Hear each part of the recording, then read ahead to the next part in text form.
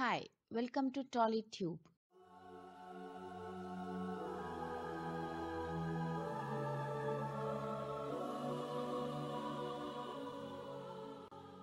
Child ఆర్టిస్టులుగా వచ్చి సినిమా రంగంలో ఎదిగిన వాళ్ళు చాలా మందే ఉన్నారు. అయితే అందరూ సినిమా రంగాల్లోనే రాణించాలని కూడా లేదు. కొందరు మిగతా రంగాల్లో కూడా రాణించి మంచి గుర్తింపు సంపాదించుకున్న చైల్డ్ ఆర్టిస్టులు ఉన్నారు. ఇక అసలు విషయంలోకి వెళ్తే ఈ రోజు మనం మాట్లాడుకోబోయేది అలాంటి ఒక చైల్డ్ ఆర్టిస్ట్ గురించి. ఆమె ఎవరో కాదు, శృతి విజయ్ కుమార్. ఈ శృతి విజయ్ కుమార్ ఎవరబ్బా, ఏ చైల్డ్ ఆర్టిస్టా అని అనుకుంటున్నారేమో. ఆమె పేరు చెప్పడం కన్నా ఆమె నటించిన సినిమా పేరు చెబితే మీరు టక్కున గుర్తుపట్టేస్తారు.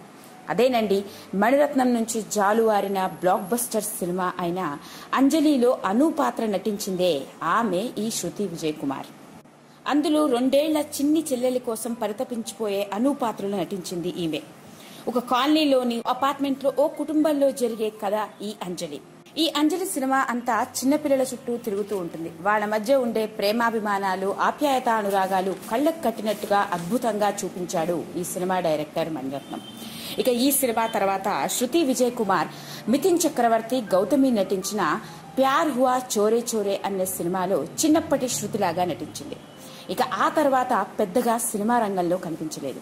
ఇక పెరిగి పెద్దయిన తర్వాత ఈ అమ్మాయి యూకేలోని ఆక్స్ఫర్డ్ యూనివర్సిటీలో MBA పూర్తి చేసింది. అంతేకాదు, ఎవ్వరూ ఊహించని విధంగా WEF గ్లోబల్ షేపర్ అనే సంస్థను స్థాపించి ఎంతో మందికి ఆదర్శప్రాయంగా నిలిచింది. America, Australia, New Zealand, England, India వంటి దేశాలలో ఆర్థిక అసమానతల మీద పోరాటం చేస్తోంది. ఇకపోతే నటించిన మొదటి సినిమాతో అవార్డును కూడా సొంతం చేసుకుంది. నిజానికి చైల్డ్ ఆర్టిస్ట్ గా ఎంతో క్రేజ్ ని సంపాదించుకుంది శృతి విజయ్ కుమార్ అప్పట్లో. కానీ వీటన్నిటినీ పక్కన పెట్టి ఒకప్పటి అంజలి చైల్డ్ ఆర్టిస్ట్ ఇప్పుడు వినూత్న రీతిలో ఎవ్వరూ చేయని విధంగా ఎంతో గుర్తింపును సంపాదించుకుంది ఈమె.